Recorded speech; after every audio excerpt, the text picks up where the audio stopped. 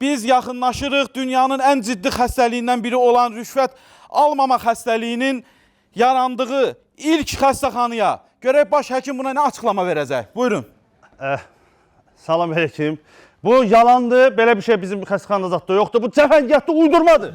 Cəfəngiyat, o nədir? Elə söz yoxdur. Nətər yoxdur, gir ədəbiyyat oxuda biraz. Var dedim. Xahiş edirəm, Yalandır. Bəstirin, xahiş edirəm, cəmaata düzgün informasiya verin. 5 dənə ver deyim.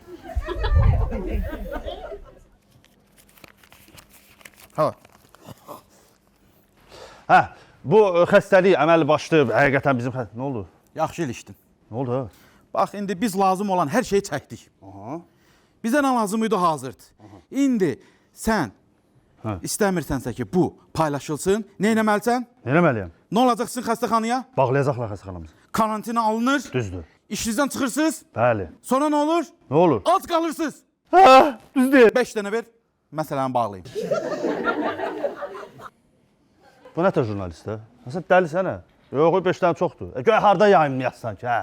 Şıkı TV, nətərdir? Doktor ver, onlara keçmir. Doktor ver. Yox, vermirəm, mən pul zat vermirəm. Get, dem sənə balsan al, hə? Buna bax, sən məndən pul ala bilərsən, hə? Danışacağım səninlə. Danışarıq.